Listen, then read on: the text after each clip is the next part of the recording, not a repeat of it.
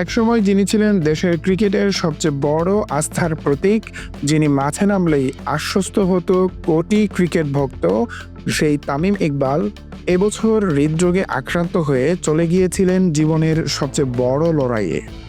গত মার্চে premier league চলাকালীন সময়ে হঠাৎ করেই মাঠে অসুস্থ হয়ে পড়েন তামিম। জরুরি ভিত্তিতে নেওয়া হয় হাসপাতালে।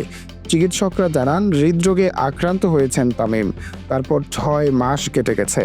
অনেকেই ভেবেছিলেন হয়তো আর ফেরা হবে না মাঠে, কিন্তু তিনি ফিরছেন সেই তামিম ইকবাল যিনি হার মানতে জানেন না।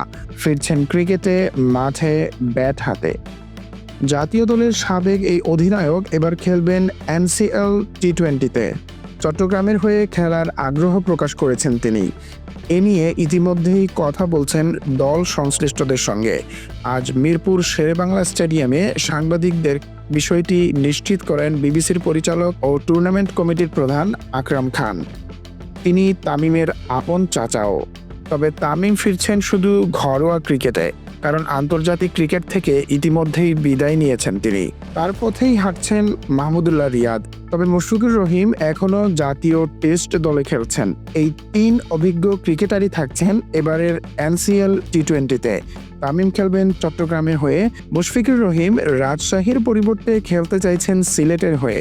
মাহমুদুল্লাহ কোন দলে খেলবেন এখনও বিষয়টি চূড়ান্ত হয়নি। 14 সেপ্টেম্বর থেকে শুরু হচ্ছে এবারের এনসিএল টি-20। ভেন্যু হিসেবে চূড়ান্ত হয়েছে 3টি শহর: বগুড়া, রাজশাহী ও সিলেট। বগুড়া ও রাজশাহীতে প্রতিদিন হবে 2টি করে ম্যাচ, আর সেমিফাইনাল ও ফাইনাল অনুষ্ঠিত হবে সিলেট আন্তর্জাতিক ক্রিকেট স্টেডিয়ামে দিবারাত্রির আলোর নিচে। শুরুর পরিকল্পনায় ছিল চট্টগ্রামের এম.এ. আজিজ স্টেডিয়ামও, তবে সেখানে মানসম্মত উইকেট না থাকায় সেই পরিকল্পনা বাতিল করেছে বিসিবি। এ বিষয়ে আকরাম খান বলেন, ওরকম উইকেট হয়তো পাবো না, তাই বাদ দিয়েছি। এবারের আসরে বাড়ানো হয়েছে ক্রিকেটারদের ম্যাচ ফিও। আগে যেখানে প্রতি ম্যাচে পাওয়া যেত 25,000 টাকা, তা এবার বেড়ে হয়েছে 40,000 টাকা। বিবিসির ভাষ্য, এই টুর্নামেন্ট শুধু প্রতিযোগিতা নয়, এটি ক্রিকেটকে বিভিন্ন ভেন্যুতে ছড়িয়ে দেওয়ার পরিকল্পনার অংশ। তামিম ইকবালের এই ফিরে আসা শুধু একজন ক্রিকেটারের প্রত্যাবর্তন নয়, এটা হলো একজন যোদ্ধার ফিরে আসা।